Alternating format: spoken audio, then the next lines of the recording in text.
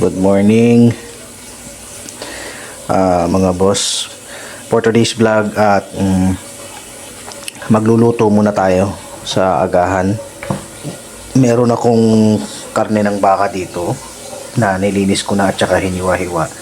Tapos nag-prepare na rin ako ng mga ingredients natin. Tapos itong coconut milk. Nagpainit na rin ako dito ng pan. Lambutin natin yung baka, tapos gagatain natin. Siguro adobo sa gata, pero palalambutin muna natin. Ayan. Maglalagay na ako ng mantika, mga boss. Ayan. Gigisahin muna natin yung Ayan, kumukulo na yung ating mantika, kaya lagay na natin itong ating luya. Tapos sabay na natin itong bawang.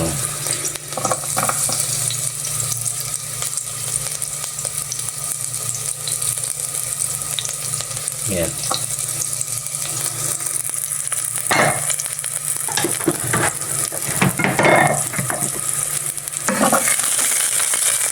Betis lang natin mga boss. Hanggang sa mag-brown siya ng konti. O kaya maamoy yun lang yung aroma niya. Sunod natin tong sibuyas.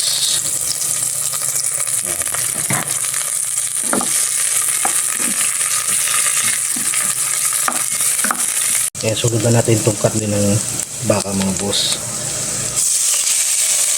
Lambutin muna natin.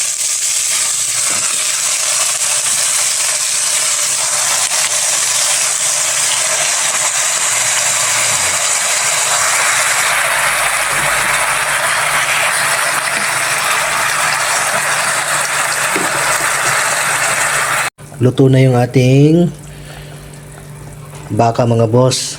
Hindi ko na siya inadobo sa gata kasi gusto daw ni Mrs. sabaw.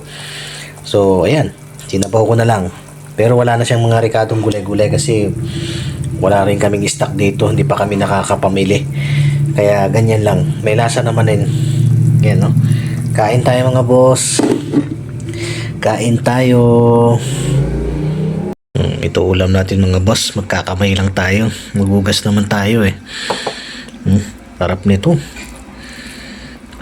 Kain po tayo. Musok-usok po.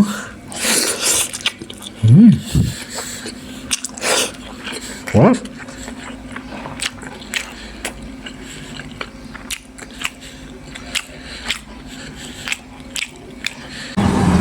Pasok mo naman tayo mga boss. May mga ginagawa dito. Nag-ano ng lupa, nagkakarga.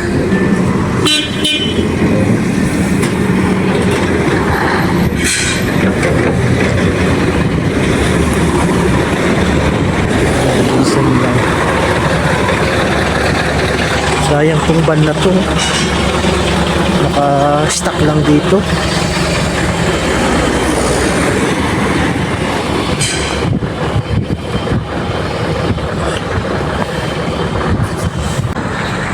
Tignan nyo itong pagkaporma ng puno mga boss. Ang astig, di ba? Hindi mo alam kung sinadya ba o kusa siyang nagganyan. Ang galing. Pag namulaklak to, napakaganda na siguro ng nito. Pwede ka nang parang payong ang dating. Ang ganda. Tanda tayo ng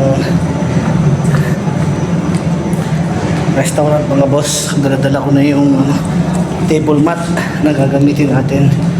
Araw-araw kasi ito kinukuha. Nilalaban na ito. Prepare na naman.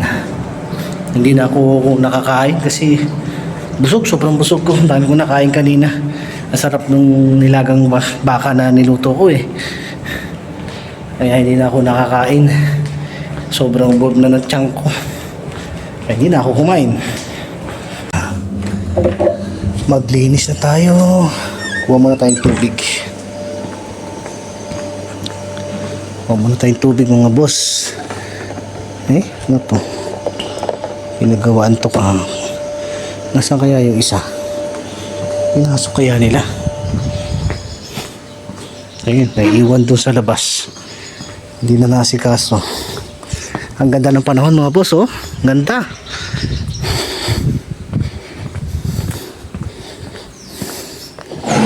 Ito, tapon na natin yung tubig.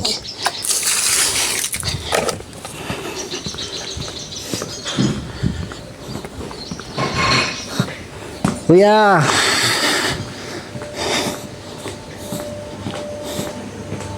Kuya Roberto. Kuha tayong tubig, tapos maglinis muna tayo sa labas.